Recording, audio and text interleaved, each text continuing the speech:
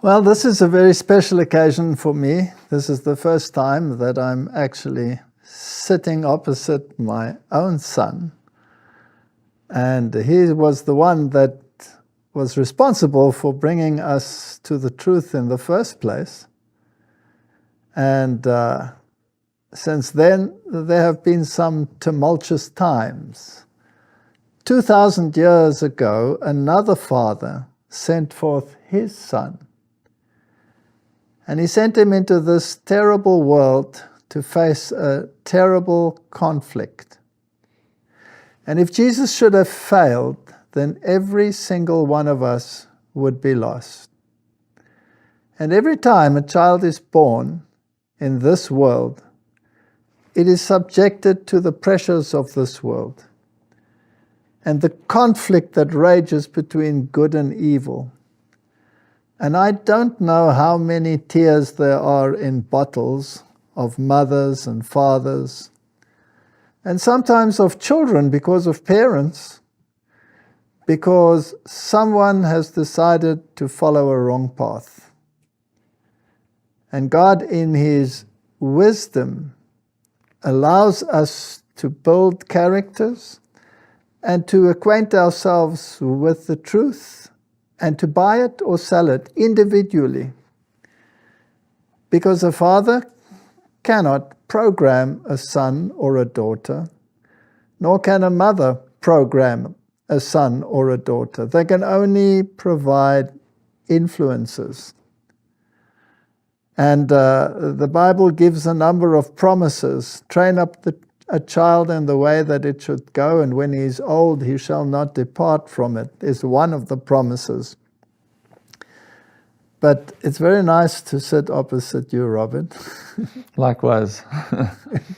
I didn't, for a long time, think this was going to be a possibility.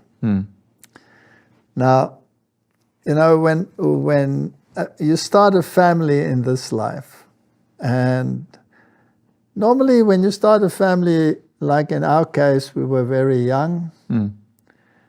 And when we had this occasion that our first son was born, your brother,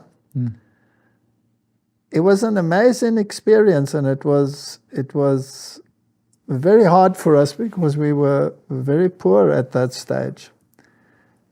And it totally changed our lives, because there's a text in the Bible that says a woman shall be saved through childbearing. That doesn't mean that every woman has to have a child in order to be saved. What it basically means is that a child changes a person's character. You have to give up that which you normally did, your selfish attributes. Yeah. And you have to concentrate on taking care of this little bundle. And then the second child was born, your sister, Tanya. And I was quite excited that she was born, because I always wanted to pamper a little girl. And it was always nice as a father to sit with the little girl on your... It's always a dream. Yeah, you also want to have a little daughter, maybe? I did. I actually wanted a daughter, and then my son came along, and now I can't imagine having a daughter. You know, and I'm so happy to have a son, but I always wanted a daughter, someone to spoil a bit. Yes. Now, my daughter was very good at manipulating me. She had a very strange way of manipulating me. She would want to do something that was basically a little bit naughty, totally naughty. And she would say, "Can I do that?" And I would say, "No, that's not done." And then she would nag, and I would say, "No." Then she'd run up to me and give me a kiss and go and do it. So that you can't do anything about it. How do you react? Anyway, that was the second child. And then we went through quite a long period, because there are 4 years between each one of you, basically. Right? Yeah. So that was quite hard, because that means there were 8 years between you and your oldest brother. Yeah. And you identified more with your sister. Yes. And then when your mother was pregnant with you, she got very ill. And she was more in hospital than she was at home. And she had constant problems with her lungs and constant fevers. And I had to take her to hospital many, many times, and they would put her on to... Even many years after I was born, I recall. Yes, many, many years. Your mother was often very sick. Your mother had a very, very hard pregnancy. And at one stage, the doctors came to us and said, we believe that the problem is the pregnancy, and we believe that there is sepsis in the uterus, and we recommend an immediate abortion. And your mother was lying in a hospital that didn't have a scan. And they just basically developed sonar scans, but they were only in specialized clinics. And there was a specialized clinic in the town. So we discussed it and said, no, we don't want to have an abortion until we know for sure that you are no longer alive. And so they said, well, you'll have to go to the clinic in town. But your mother was very sick and she had a very high fever. And I basically picked her up, carried her out of the hospital to my car, put her into the car, drove her to the clinic. And I looked at the clinic, and it was up a flight of stairs. And I thought to myself, this is not going to be easy. You know how people carry their brides across the threshold? I had to pick her up like this in my arms. And I walked up those stairs, and they did a scan. And there you were. You were about this size, and you were sucking your thumb. Do you even have thumbs then? Yes, you had. Wow. You were fully formed. You were just tiny. You were like Tom Thumb. Sure. And we looked at it, your mother and I, and there was no way we would allow an abortion. And so she struggled through that pregnancy, and eventually you were born. Why did they say my mom needs to get an abortion? Because they thought the fetus was actually not alive. Oh, okay. And it had become septic. They didn't have the scan. They didn't actually take the scan. They didn't have a scan. They didn't know what was going on. So they just suggested at random that we do an immediate abortion to stop the sepsis and the fever and everything that went with it. And when you were born, you were basically an impossible child. You would scream, and you were always in a very fetal position. And you were very, very special, because we didn't know how to really deal with this. Usually the third child is easier to deal with. Yes, but we had actually made up our minds that we had a pair, and a pair was fine. That was enough. So you somehow came upon the scene without any planning. But your existence in our lives now totally challenged everything that we stood for, and totally challenged our lives. And your mother became a 24-hour nurse to you. And then all the dramas around the occult events in our home. And eventually you had so many issues and so many attacks and so many fevers. And always at the exact same time, I would feel that I was being strangled in the middle of the night, 2 o'clock at night. And then you would scream like crazy. And then we'd pick you up, and you would go into these fever cramps, and then you would get a high temperature and you would pass out. And we rushed to the hospital, and then you stayed there for a week or so, or longer. And every time it was touch and go. Where are you going to live? Where are you going to live? It was a very, very stressful situation. And eventually we sought help because we thought there was something supernatural happening in our house. And you weren't in the faith that you are in now at that time? No, I was an atheist. Yeah. I didn't believe anything. And so, well, the story is a long story, and I don't want to tell our conversion story. This is about you, and you knew nothing about that, right? No. Nothing. And so eventually what happened was we found the faith as a consequence of our search. And we became Seventh-day Adventists. The Bible says, here are they that keep the commandments of God and hold to the testimony of Jesus. And you are the one who basically grew up in that faith. The other children were older already. Yeah. Right? Martin was 12. Tanya was 8. When I was 3 or When 3 you or were 4. 3 Yeah. years. Martin was 12. Tanya was 8. You were just over 3. And you are the one who grew up with the Adventist lifestyle. The others had to change their lifestyles. And it was hard for them to change everything. Everything changed. Yeah. And the whole world view, sport, all of those issues that had to change. And then from Sunday to Sabbath. And Food. It was very hard. All of that, because they were entrenched in the meat diet, I guess, at that point. Yes, you grew up a total vegetarian. Yeah. Why are you the tallest of them all now? Probably that. That's probably the reason. Probably the reason, right? In any case, so there you were. You grew up an Adventist child, and you grew up in our home.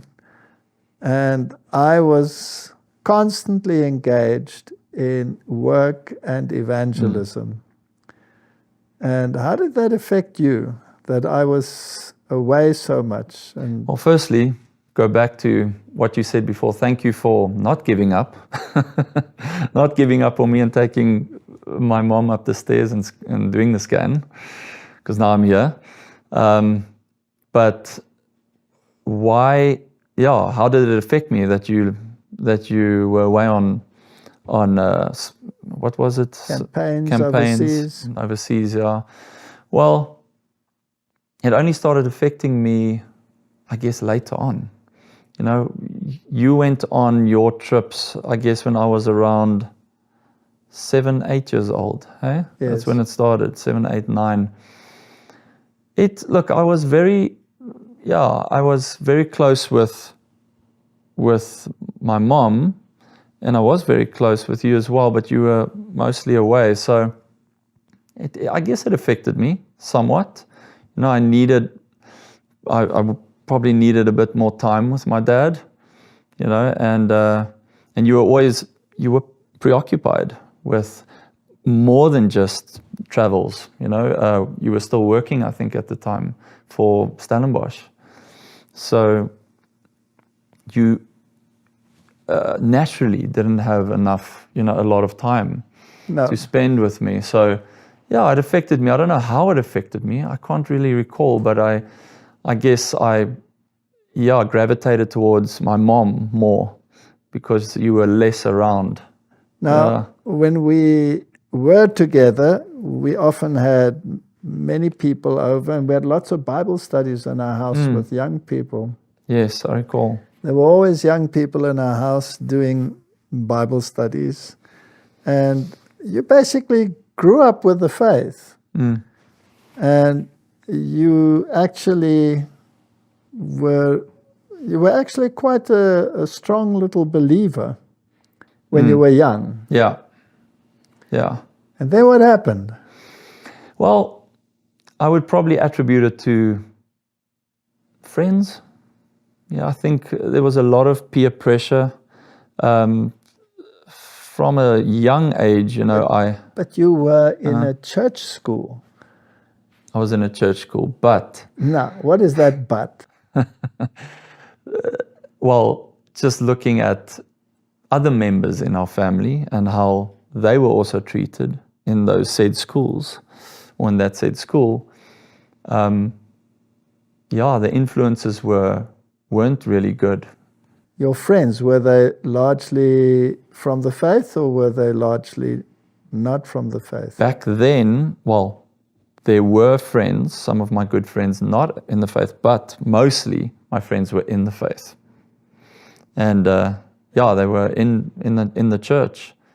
And did they radiate towards the good side, or did they radiate towards the naughty side? The naughty side, I would say. I know you tried to teach me values, and I know when how old was I? 12 or 13.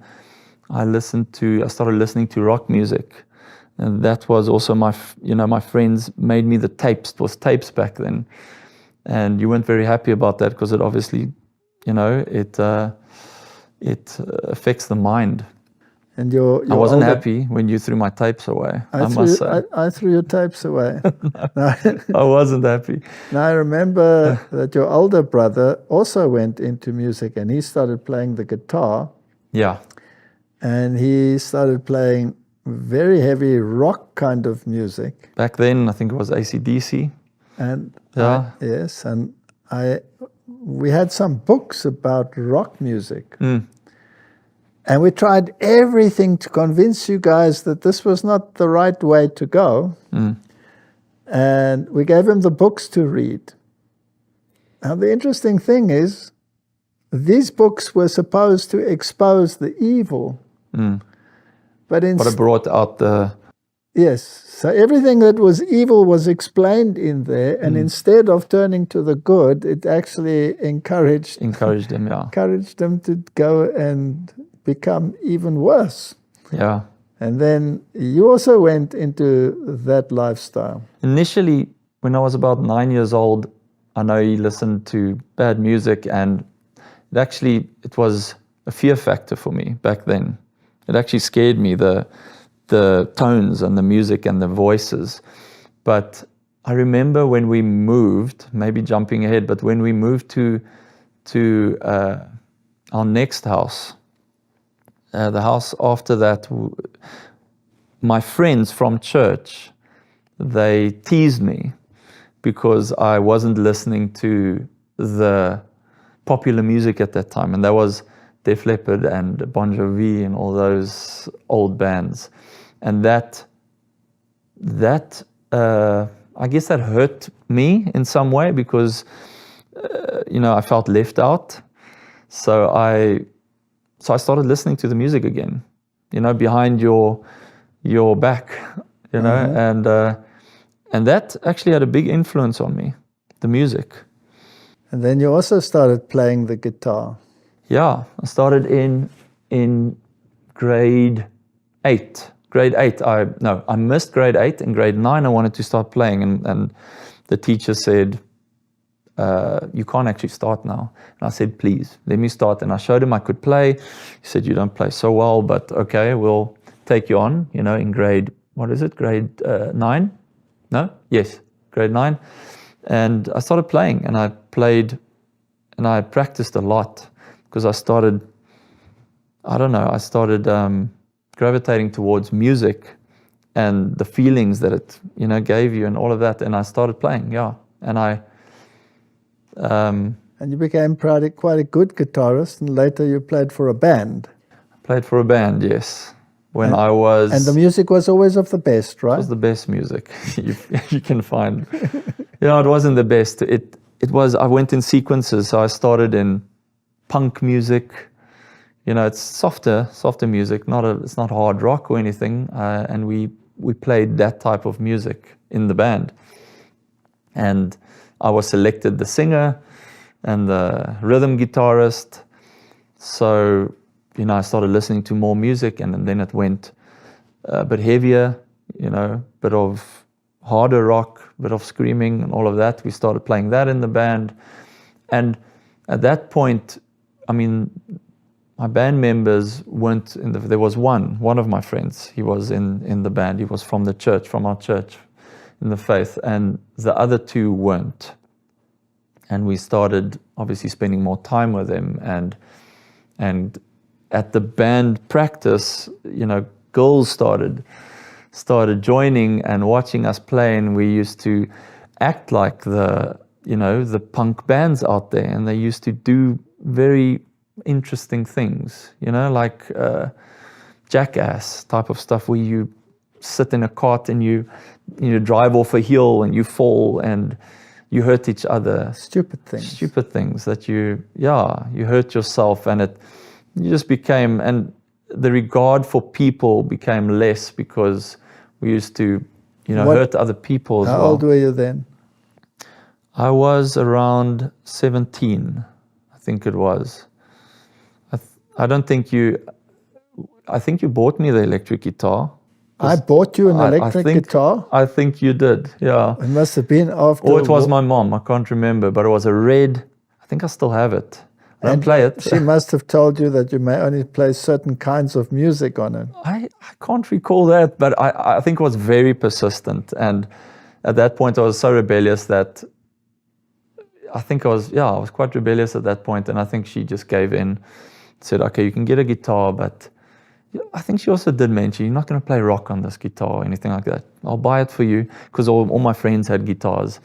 And I guess it also permeates to my parents in some degree. It's not always easy with a nagging kid. All right. So tell me, did you at that stage know that you were doing wrong and knew what was the truth and just didn't care, or what happened? Sure. So rebellion really kicked in at that age. So I mean, my upbringing was pretty strict, I would say. It's pretty strict. There were high values, and we kept the Sabbath. And although you explained all of that to me, I don't know if I actually grasped it, by the roots. Don't know if I actually did. So that caused rebellion, because I actually wanted to experience life.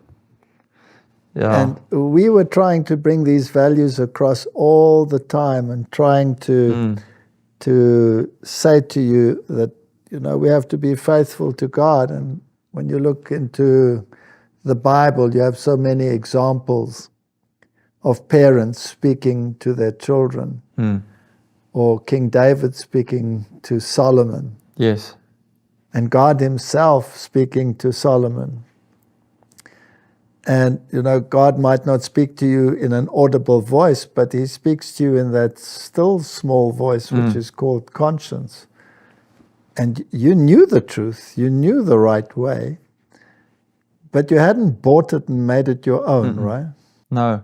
I was spiraling at that point. I think I was too curious, because I came out of that type of environment, isolated environment. You wanted to investigate for yourself? Yeah, and I wasn't even at the tip of the foot of the mountain yet in terms of experiencing what is out there, because I haven't. I mean, even my friends, or this is now, I made a lot of worldly friends at that point, and they at 16 they were allowed to drink at home, under supervision. So I occasionally went and maybe had one or two, or just experienced it with them. So I started feeling that the way I was treated at home was perhaps too harsh, too strict. Yeah.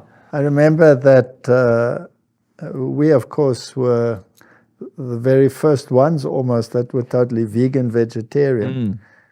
And I realized that put a lot of peer pressure on all of you. That was, and the friends and the neighbors, they were in the church, but they were all eating the way the rest of the world eats in terms of meat consumption. Correct. And I remember the first time they convinced you that this diet was a load of nonsense. and you ate a piece of chicken. Can you remember that? Okay, yes. So those are two occasions. So that was with a friend outside of the church. So I went to visit his house, and he made me a sandwich, and I saw chicken on the sandwich, and I said, I don't really eat this. I've never eaten this before. He said, try it, it's great. And I was 16, I think I was in school still. And I ate a piece. Well, I ate the whole sandwich, and it tasted interesting. It wasn't great, but you're referring to what happened after that. Yes. I'm assuming. You got home and your whole body just burst into urticaria. You had all Hives, of Hives. Yes. All of these bumps on you. Sure. And you got the fright of your life. Yeah, I did. And I asked you, what did you eat? And you said that you ate chicken. And I don't think I was as sympathetic. No, I think you laughed. I laughed and I said, well, that serves you right. Strict laughed or something, yeah. Okay. And then the next occasion, it happened where? So that was my stubbornness. Then my rebellion and my stubbornness was, I'm going to do it again. And I think, I can't remember where or when, but I think I went out with my friends and I ate chicken again. And lo and behold, the next day I had it again. The hives. You were full of hives, full of bumps. Yeah. You looked like a sea monster. And it was worse. I mean, it was actually quite serious. There was times where I couldn't breathe. That actually tells you that if you can have such a strong reaction to just a little piece of chicken, how many toxins must there be in that to create such a massive reaction, right? Yeah. I mean, could it happen other way around? If you hadn't eaten fruit, for instance, and you now eat fruit, could that happen as well? Unlikely. Well, actually, in a way it did, because you get what you call a healing crisis. Oh, yeah. We were all big meat eaters before, which switched to a vegetarian diet. And it's a shock yes, to the body. Your body for the first time gets an opportunity to throw out toxins. And I actually got very sick. I got very high fevers, and the whole skin on my back just came off. And thereafter, I was a different person. I felt so much better than I'd ever felt. And you were going through the reverse process. You were going from a healthy lifestyle to a bad lifestyle. Yeah. And then, Robert, something dramatic happened when you were 19 years old. Yes. You were in this rebellious stage. Your mother's knees were totally destroyed. My knees were totally shot, because when God gives you rebellious children, then he makes sure that you have knees so that you can stay on them and beg God to help you in these situations. Yeah. You know the truth, and they just don't want to buy the truth. Off they go. It is the most heart-rending situation that you can have. Yeah, I was actually in a mess at that point, because I studied at 18U, and my mom also left. I think you went overseas, and I stayed with my brother for a year. And I went to college in Northland College. And when I failed, I think I failed my second year. I didn't finish the second year, got a certificate, came back home. You were home, or both of you were home. And then I just sat at home and I did nothing. And that's where I even thought of making a career out of music and even going overseas. At that point, we played live shows in the middle of the forest, where everyone is drinking, and it's not a good vibe. And at that point, you gave me the ultimatum, I think, when I was 18, 19, that I need to study something real, or find a place. You gave me that. Well, you had to at that point. I completely agree that that was the right thing to do. But yeah, so back to your question, when we were band practicing, I was 19, and at that point we were quite deep into the Heavy music. Heavy music, yeah. I was at that point, screaming, and we had, I was the lead singer, and we had a bit of popularity, I guess, a little bit. Anyway, so it was that one evening we were band practicing, I think, for a show, and a lot of people were watching, and I was performing, obviously, going overboard, and I was jumping up and down, and I was screaming, and my voice was, sore from all the screaming, and something must have happened inside, in my heart, and I just felt really something wasn't right, and I was tired, and I was looking at everyone, and everything was sort of dimmed, and I said to them, guys, let's go home. And I was the driver for all of them, the four of us. I took them all home. With this, I could feel my heart. So at that point, at the band practice still, I felt my heart going out of beat, out of sync. And I mentioned it to my friends that I felt exhausted and fatigued. And our lead guitarist said that it happens to him all the time. It's nothing to be worried about. So I said, that's fine, but I still felt... I said, guys, let's go, because something isn't right. And they said, okay, well, let's go. And I took them home. I remember I probably drove about 15, 20 kilometers. And then I got home, and I was in a bit of a state. And I remember seeing you, and my mom was, I think, in the room, and both of you came because I said something isn't right. And I think you said, go take a shower, or my mom said, go take a shower. All right, I'll tell you what happened, because you probably can't remember I can't remember everything. all the details. What happened was you came home and you said you're not feeling well, and you were panicky about it. And you had an arrhythmia. And I said to you, take a shower, you'll feel better. And then you took a shower and you went to bed. We put you in bed. And we watched over you, and then you said, you have a pain. And the pain was down your left arm. Yeah. It wasn't excruciating, though. It was just numb, a little bit numb. Pain. Yeah. So I had taught many courses on it, being, the professor of medical physiology. And I asked you about the symptoms and exactly where you felt the pain in your arm. Don't recall, yeah. And you showed me the spots where you felt the pain in your arm. And I said, get up, come, quick. And I knew that were the symptoms of a heart attack, but you were 19 years old. Yeah. This was very strange.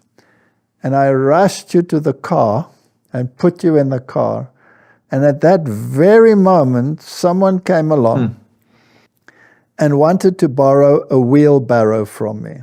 Now, we had a medical emergency. Yeah. And this person was parked behind me and insisted on a wheelbarrow. I nearly drove over him. Got rid of him, and your mother somehow had to take care of the wheelbarrow, and so she couldn't come along. Yeah. She had to follow afterwards. And I rushed you to the hospital, and you were complaining, and it got worse and worse as we were driving. Didn't I go blind at some point? Yes, you said you couldn't see anymore. Yeah. And then you went totally stiff, and you basically died in my car. You were physically dead in my car. Flatlined, yeah. I was stressed beyond measure. I rushed to that hospital like I've never rushed in a car before. And the emergency door was closed. I nearly took it off its hinges and rushed you in. And there was a young doctor in there. And I said, he's just had a heart attack and he stopped breathing. And you were basically dead. And so they rushed you in and put you on the table, and they brought the machine to shock your heart back into activity. And they said that I should go out, but they didn't have enough staff. So they asked me to come back in to assist. Because I was shaking, I assume.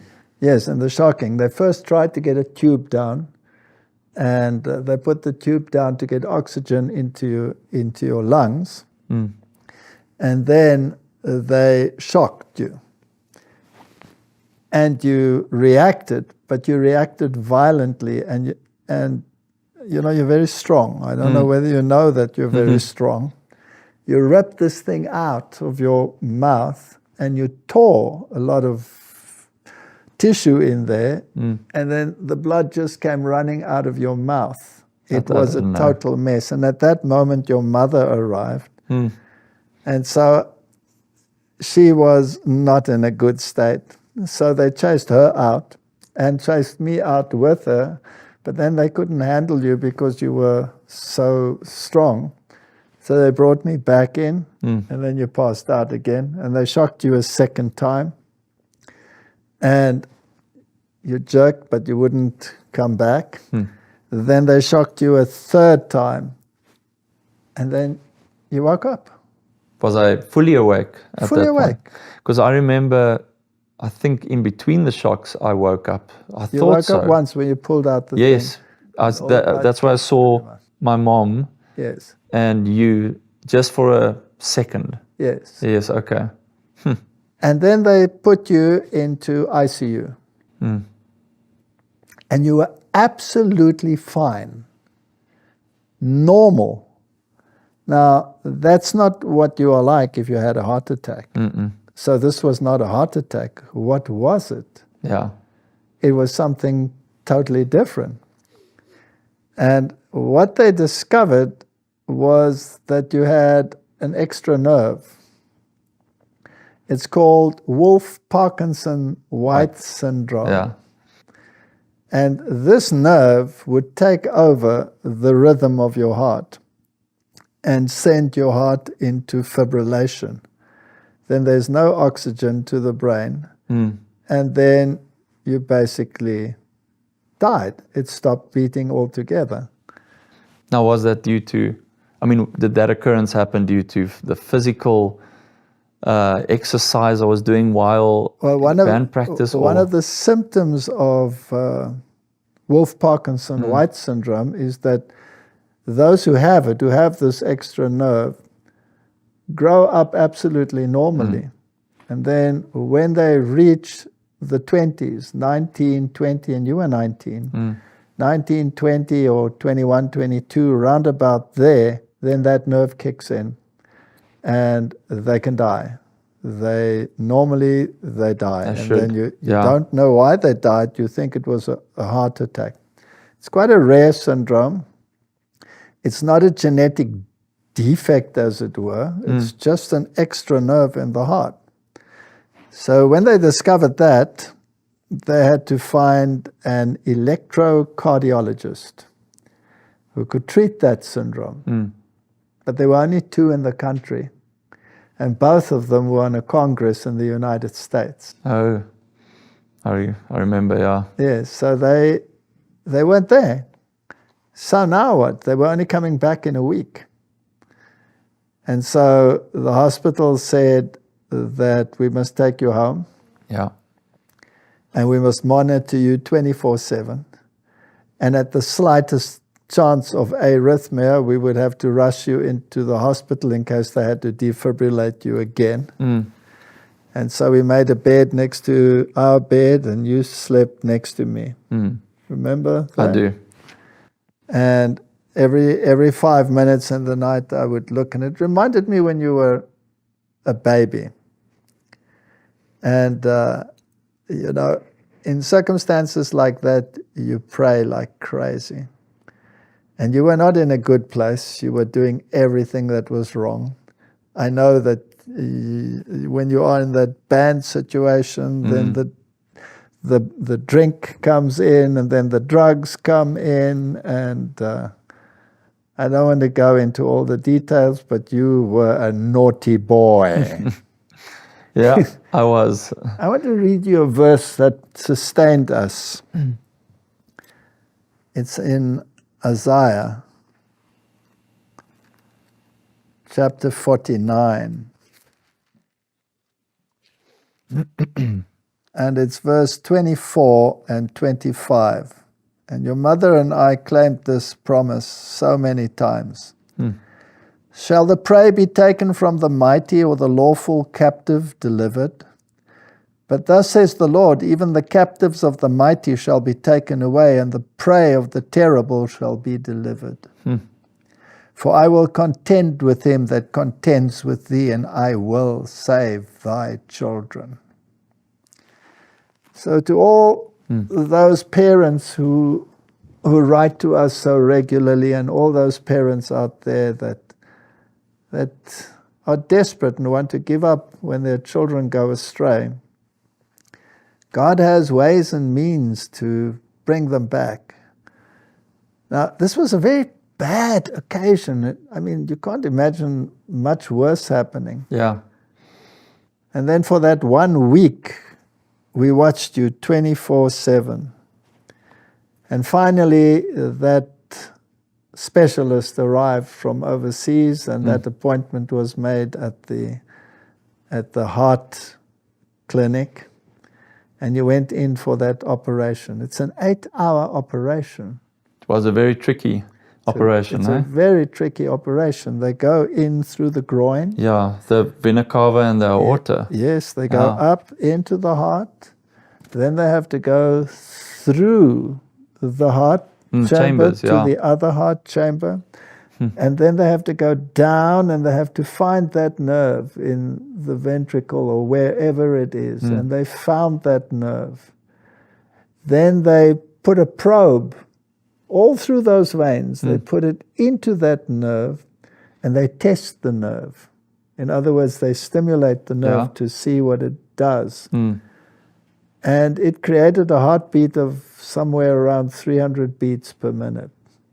That's fibrillation. That's where I was, hey? That's where you were. Yeah. So in other words, the heart is beating so fast that the blood cannot pump through the arteries. So you get no blood to the brain, and you get no blood to the rest of your body. So is it not a miracle that didn't damage my heart? You could have had a serious damage. Or brain damage after 5 And you could have had brain damage. I don't know if I have brain damage, but I doubt it. Well, you're still here and you're talking.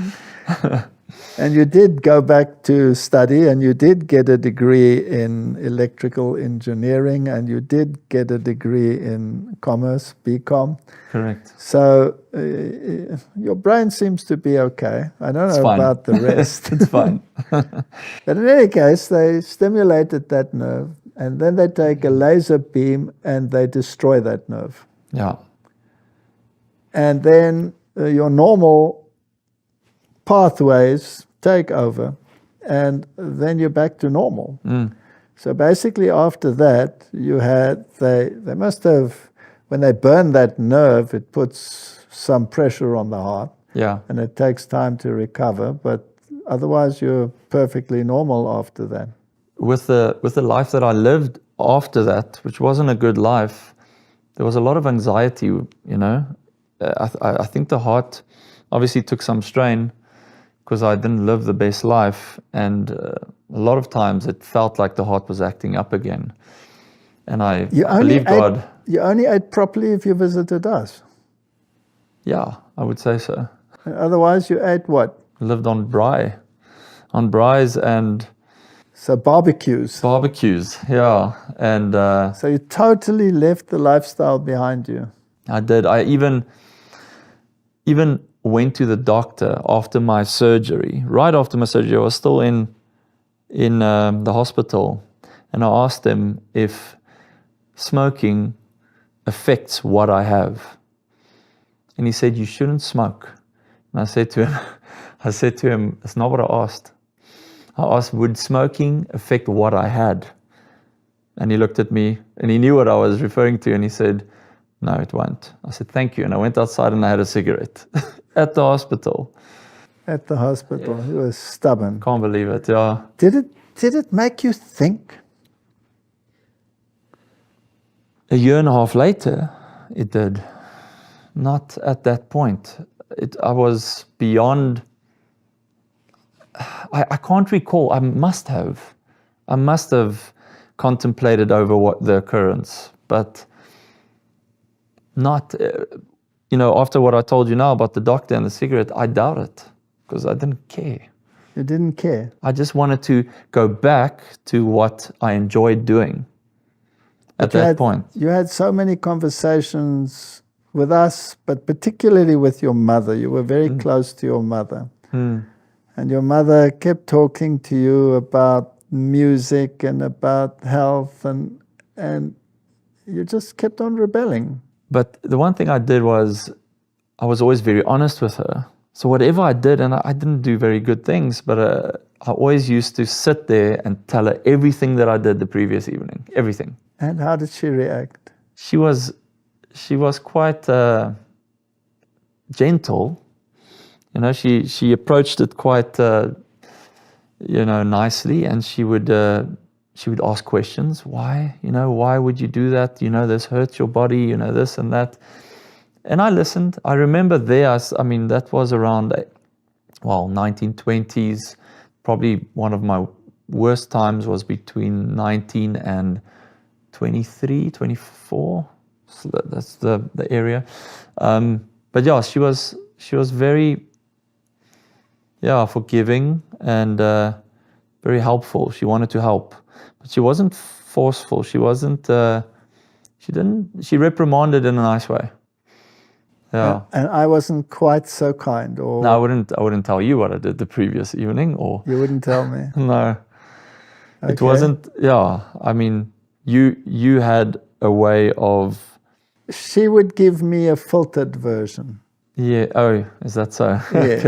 Okay. She would give me the filtered version because she wanted to protect you, and but both ways. Protect me from heavy reprimand, but also from what I did. Yes, and so she gave me enough that I would be forced back onto my knees, but not enough for me to get all hyped up about it. But how was that difficult for you at that point, at that age, where you can't forcibly, remove certain things in my life or prohibit me from doing things? What I realized is you can know the truth. You can live the truth. You can be concerned for others. But there's a particular bond with your own family, and it's a terrible dichotomy going on in your head.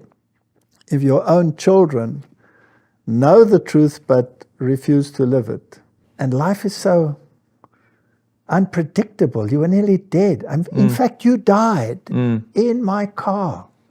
And I didn't see any lights. Dead. I didn't see anything out of the ordinary during that time. No, you just didn't know anything. And you never went to heaven and you never went to hell, because that's a load of nonsense. I really did not. You knew nothing. You woke up and you were absolutely, what am I doing here? Yeah, no idea. And you wanted to get up and walk out. And they said, no, you just had a heart attack. But it wasn't a heart attack. You know what? The Bible is full of stories like that. And David and Solomon is such a beautiful example in the Bible. He had everything, Solomon. Yeah. He had the whole truth. He was talking to God on a one-to-one basis. He was... Yeah, he was the wisest. He was the wisest of them all. It was just amazing. And look what happened to him. And when it comes to the conclusion of the matter, it is fear God and keep his commandments. This is the whole duty of man. Yeah. So you knew all of those things, but you wouldn't come back. And here's the one that brought us into the truth, and he's in the world. Now, your older brother, Martin, he also went into the world. Took a different course, but it was different. The rebellion as well. Yes. Yeah. And he's also highly educated and a medical doctor today and all of these things. And he does know the truth and everything that is involved with it. But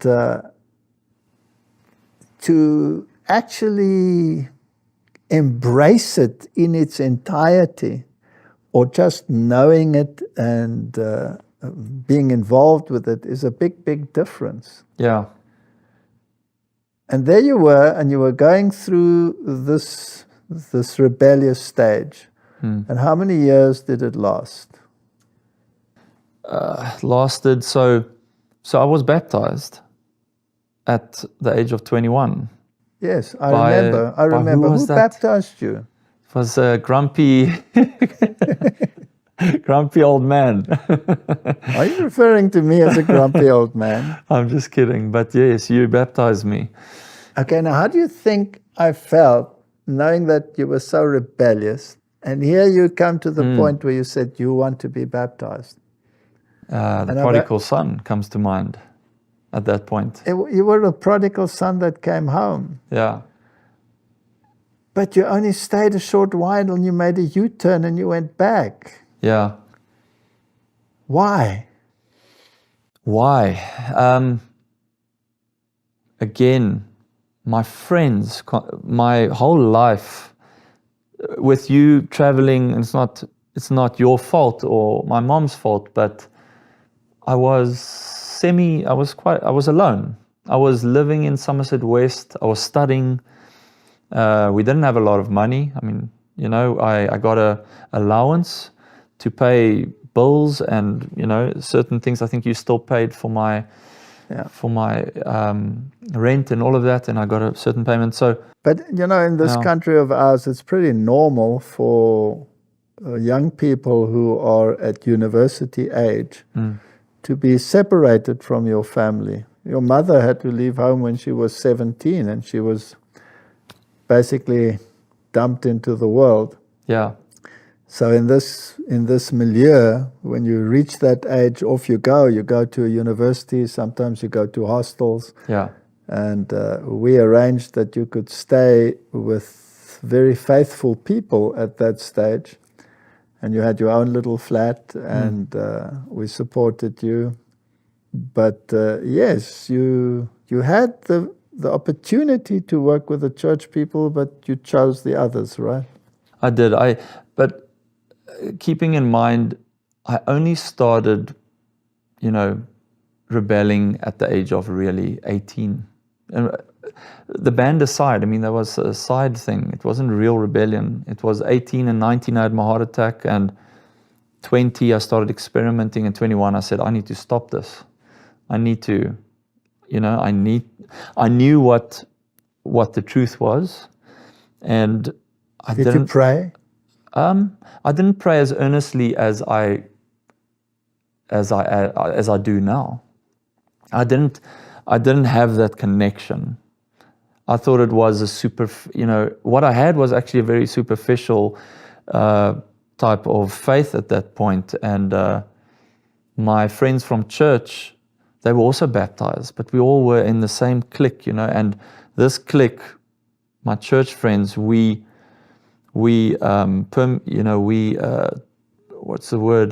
diffused into the world, and we had a lot of friends in the world, and that peer pressure caused all of us to stand together and to move together.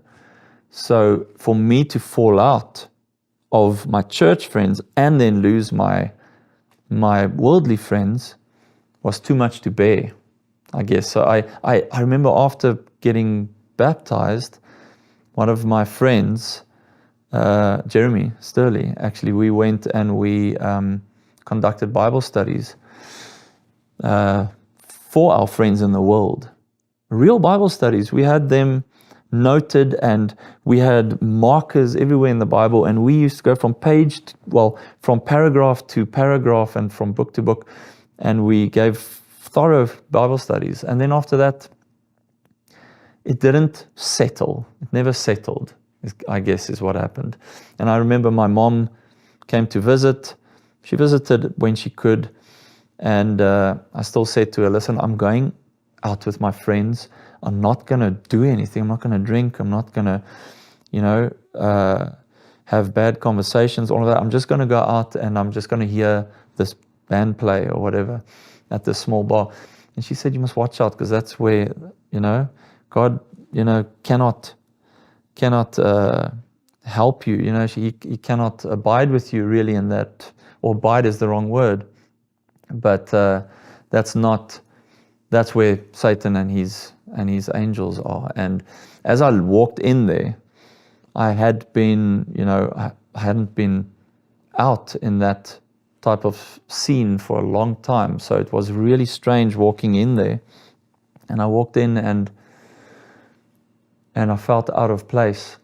And I didn't do anything that night, of course. But when I walked out, something strange happened. I don't know, it was maybe just a coincidence, but my car alarm went off and nothing I did could put it off. Nothing. It took me about an hour and a half and all of a sudden it went off. I could get into my car and I was a bit bewildered and I drove home and I told my mom about it and she said, well, that does sound strange, and I said it was weird being there. It was, I could feel the presence of, evil. And that carried on, but then you start exploring a bit further. Like, that was okay. It wasn't that bad. And I explored a bit further, but I never went out clubbing or anything like that with my friends. So my best friend who he wasn't in our church, but he was one of my best friends. He came over and he said, listen, we're going to this party. And I said to him, I can't go. I can't go. I've chosen a life that I want to lead. And I saw on his face, he was quite sad because that look was almost like he's losing me forever. You understand? So I was looking at him and I could see, he said, I'm going. And I didn't understand what that meant, but I felt I lost him. So then I decided, right there and then, I think I decided, I can't do this. It's too difficult. I'm going to lose friends. I'm going to lose all my friends and I'm going to be alone. And my parents were far away. Probably at that point, I think you lived in the Karoo, not the Karoo, Riversdale. Yes. That's about 350 kilometers away from where you were. Yeah. So I still had my church friends, but they were also exploring, in the world. So it was just too hard, to do it on my own. So, and I didn't have the faith to sustain me at that point. And so you went back into the world. Yeah. Worse than ever. Worse than ever. That was the worst. Between 21 and 32. It's a long time. So at 21, 22, 23, I escalated, I explored a lot of avenues that I never should have. And I met my wife actually at the age of 22. But at that point, we were in the same type of scene, we enjoyed going out and, that scene became so regular. It was weekly, sometimes twice a week, we go out and party, if you want to call it that. And it became harder. And then, not being invested with someone in the church or with, I'm not saying she does not have values. She had a lot of values, but it's different to what I knew or how I was raised. So we walked that path, and I loved it, a lot, and I still do. But we walked that path, and then at the age of 30, it was myself and my wife and her sister. We drove to a party. We were living in Stellenbosch back then, and it was now 9 years ago. We went to a party, and we had a few drinks, nothing special, but we drove back and it was raining, and my sister-in-law, she was driving, and she just went off the road because it was raining and it was difficult to see, and she pulled it back, and the whole car wobbled, and she couldn't secure the steering wheel, and she was making her way towards a wall. There was a wall on the side of the road, but it was quite a high piece of curb, and I pulled it back so that we won't hit it at 110 kilometers per hour. So we rolled the car, and that was intense. I still remember falling. It rolled on my side first, and we rolled more than 5-6 times, and we hit the barrier, and we rolled on top of the barrier, and it was on the roof, and they were unscathed. They nothing happened to them. They maybe a few marks here and there, but they got out of the car. They crawled out, and I was stuck inside. And at that point, Didn't your foot go right through the windscreen? Yes, somehow my foot went out the windscreen and it got stuck. So I couldn't get out. It got stuck. The whole weight of the car was on my foot. So yeah, I didn't pray or any of that. I wasn't in that mindset at all. That whole decade was a disaster, I guess, if you look at it from that point. But I got out. I had a few bruises and I had torn ligaments, and I didn't break anything. But the point is that at that point, I was so deep entrenched, and I lost my job. I wasn't fired, but I was retrenched from Mixit, the social media platform, and I was depressed. And I spoke to you a lot, and to my mom a lot, to my parents, and at that point again, I decided maybe, this is too tough. I need to get back to God. And so that's my second time when I decided. And I started reading, and I started watching videos, and I got teased a lot. And I just shaked it off, but I got teased a lot, and even by family, not direct blood family, but yeah. And then again, it was just too much pressure. We had so many friends, 40, 50 friends, where we, and I had at that point, almost a wife as well. I'm still dating her, obviously. And I struggled. And it was more like an exploration, but I kept it at arm's length, the faith. And because I didn't jump in, because I didn't go all the way, Satan pulled me away again. And then you got married? Then I got married at 32, yes.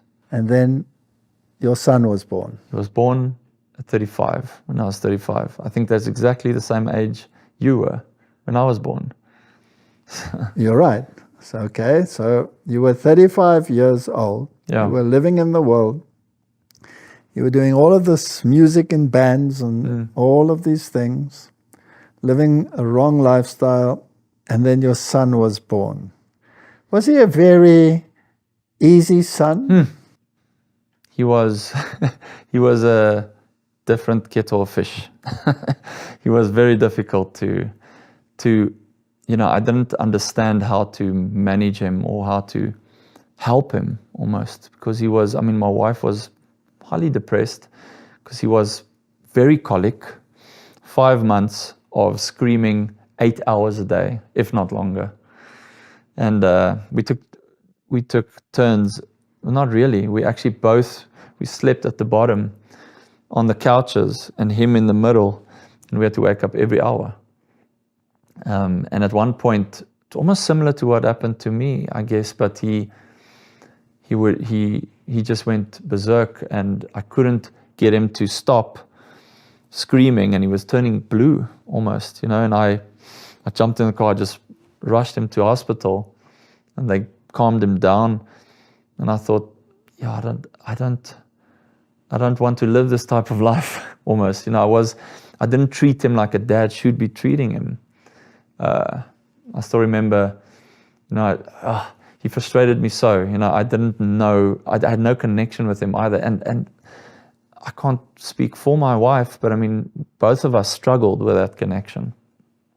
So So at that point, I remember prior to that, you still, I think my mom still gave me Patriarchs and Prophets, a Spirit of Prophecy book, and I read it every night. I read it, but I had no understanding. I read it, but I read about the temple and the gold, and I had understand none of the symbolic gestures. I had no idea. And just to jump ahead quick, but after conversion, it all opened up. But what created the conversion? Yes, the conversion was I had nowhere else to go. It's either I go to God, or it's either I run away from my family, so to speak, or I find a solution.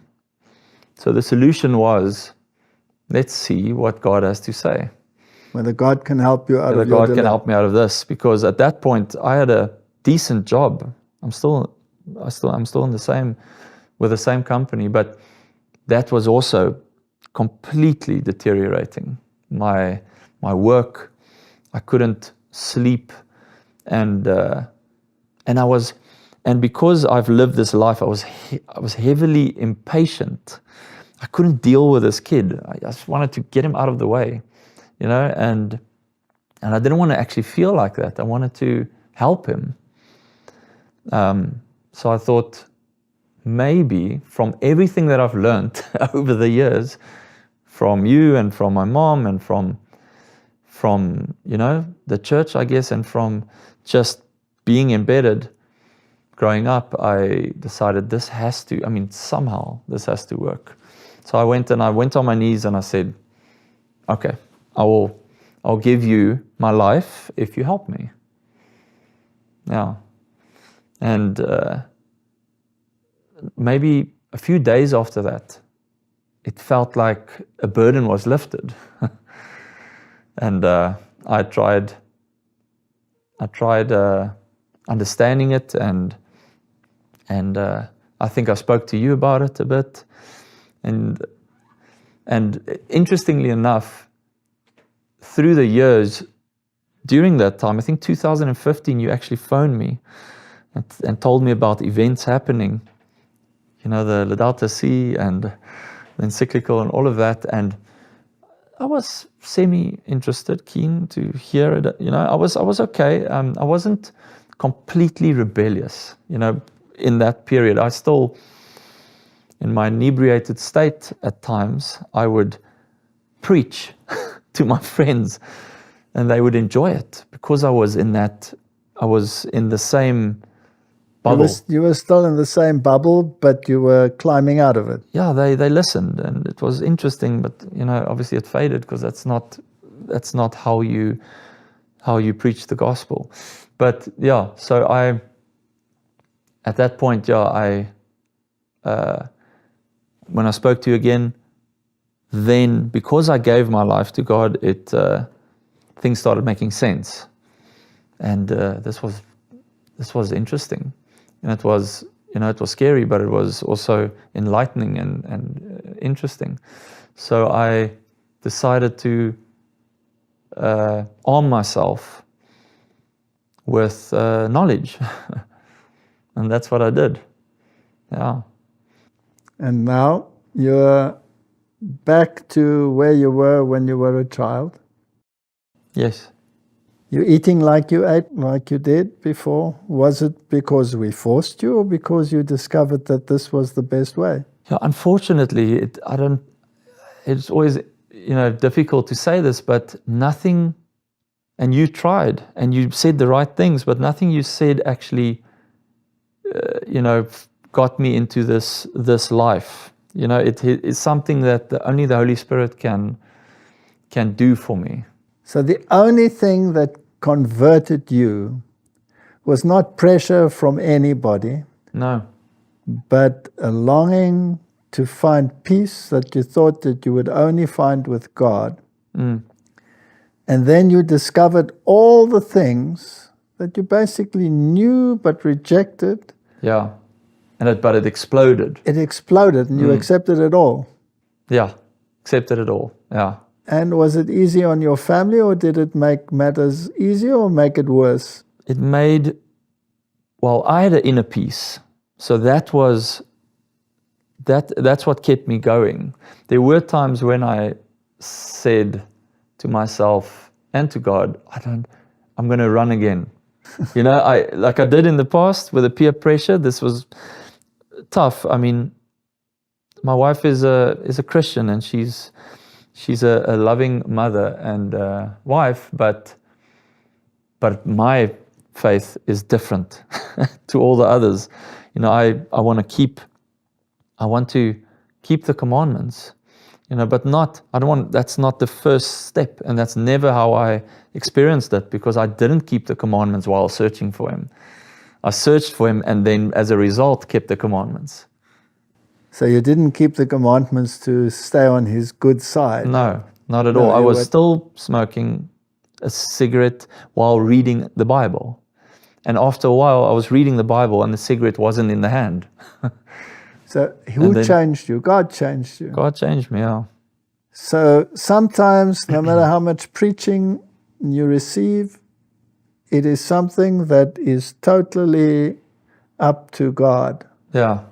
To change. As Jesus said to Nicodemus, so the wind blows and you don't know where it comes from, you don't know where it goes. That's how it felt. Now, I'll tell you from my perspective, we prayed so much for you and claimed these promises that we find in the Bible. And we often said to God, this is the one who brought us into the church, so He stay behind. I don't want to go to heaven with any of my children not being there. You're all absolutely the same to me in terms of that. But there was this special relationship because of all that we went through with you. And was this one going to stay behind? It was very, very hard. Yeah. But we kept on praying. And I want to encourage people, don't give up. Don't ever give up. No matter how rebellious your child is, no matter what happens, just never, ever give up. Just keep on praying. And there was no direct influence on me. And if it's like father, like son today, because you believe exactly like I believe, I am so astounded that you should believe exactly like we believe. Not because of any indoctrination, because you refuse to accept it anyway. Yeah.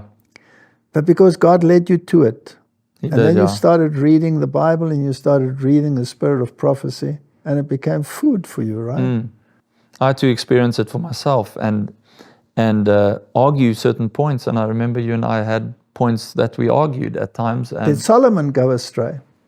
He did. He went astray, right? Yeah. Did he come back? Yes. Yes, he came back. Yeah. In the nick of time. Yeah. Now, I believe that we are living very close to the end of all things. And I believe God wants to reach out to humanity with a mighty message and call them back. There isn't much time left. No. And this Sabbath, you gave many Bible studies and you gave many Sabbath school studies, but this will be the first time in your entire life that you'll actually be preaching a sermon. Is that right? That's correct. How do you feel about that? Initially, when I was asked to preach, I was very nervous because it's just another milestone. Bible study is not exactly, it's the same type of thing, but a sermon is something, that I've always aspired to, but I never thought that I would ever get there. And so it's a big honor to do that for God, to preach a message that is very important for this end time. Now, this little boy of yours, how old is he now? He's almost, well, he's 4. He's turning He's 4. 5 He's going in to April. turn 5, right? Mm, And he was a very complex little boy. very. Still. And now you have this absolute close relationship with him. Very, yeah. And do you often think about it that this little boy brought you back to the faith? I do. Every day, yeah. And how would you feel if you saw him go astray? Oh, it would be calamity. It would be a calamity, Yes. right? And how would you feel if you know that there's nothing you can do to prevent it except nurture him with the truth and hope that he retains it? That's very, that's very, very difficult. Now, how do you think God feels? I mean, look at this I'm guessing picture. that's how you felt as well, or feel. That's what I'm trying to get across. Yeah. Now, here is this famous picture in a modern form of how God feels. Imagine that everybody down here is a child of God. Mm. And most of the world has gone astray and is living the way you lived. Yeah. Imagine how he feels. Can't imagine it because his love is Way unimaginable. higher than our love. How would you feel if something happened to your little boy now? I mean, I watch you and I watch how close you are to him, and I thank God for that child. You had the heart issue. You rolled that car. You could have been dead. You had other serious operations. I remember that operation on your jaw. That was a horrendous operation. I was back at your bedside. Back at with my that one. bedside, watching over you. And somehow you were the one that brought us into the church. And somehow God in his mercy got you back. Mm. And of course, I pray that you will stay back. I can't even imagine going back to that life. You don't want to. And you came out of the city, Yeah. located back to the country. Or to the country, not even back. Yes, to the country. And you left that entire life behind. Yeah. That was a step of faith, which I'm happy to God for. And it's your intention to not only give your life to God as you have done, but it is your intention to go and preach for God, isn't it? And that's been hard because I'm not good. I haven't been good, or that's what I thought, in front of crowds and all of that type of stuff. So I decided when I gave my testimony 2 years ago that I'm just going to say yes. And it was a struggle. And the first time I had to do a Bible study, it was one day in the Bible study. I said, just do one day. Oh, I couldn't even imagine doing one day. So I did one day. And then I did 2 days. And then then I gave a full Bible study and I couldn't believe it. So he meets you where you are and he lifts you up. Okay, what would be your final words of encouragement to young people who are in the same situation as you were in? I always say, just trust in him. Trust him, even if you don't know him and you don't understand where your life would be after should you make a commitment to him. Just ask him just trust him and have faith that your life will be better. You will have trials, but you'll have a new life, and he'll change you. He'll make you a better and a new person. And once he's done that, once he's brought about this transformation, can you imagine going back to the old life? No. And yet so many times you went back, right? But Yes. this time something changed. Yeah. It solidified. Yeah. it's difficult to pinpoint as to why. Well, not really. I think had my son not been born, things could have been different. I really do. I think God also he also obviously knocks. You need to open the door. So when the Bible says a woman shall be saved through childbearing, can I say that a son can also be saved through childbearing? Very much so. Well, Robert, I'm so grateful to God that you are sitting here today and believe, not because we drummed it into you, but because you discovered it again for yourself. Mm. And when you really asked for help, you realized that God is a God that keeps his promises. Yeah. And that means that he will keep his promises for the entire time that is ahead of us as well. Mm. And we're heading for tough times, right? We are. And may God use you in the future to bring truth to people. And may we never give up on our children. And may we never give up on humanity. Humanity is in the same boat that he was in. Humanity is often in a worse boat than he was in. But if we pray and we seek God, then he will help us. Will deliver on his word. Robert, I believe that prayer brought you back to where you should be. And not because you have to now, but because you want to. Mm. And I'm grateful for all those prayers, because I know intercessory prayers are vital. It's powerful. Yes. So I would want to pray for you, for us, and for all parents and all children out there that are struggling with similar issues. Mm. Let's pray. Heavenly Father, you have told us that the road to heaven is a rocky road. It's not a broad highway. And it says, seek and you shall find. But it also says that few find it. And the reason why few find it is because they do not seek.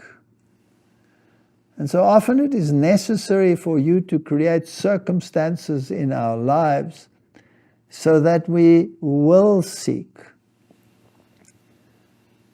And if a heart issue doesn't work and a rolling car doesn't work and none of these things work, then sometimes you create situations that make us so desperate that we cry out to you.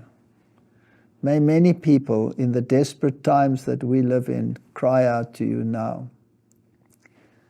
And it is my prayer, as it has been from the beginning, not only to save this son of mine for all eternity, but all my children. And by extrapolation, all the children out there in the world that are without God and know not what it means to discover the love of God. That hand reaching down from heaven is always willing to take hold of us and pull us out of the quagmire that we have become entangled in.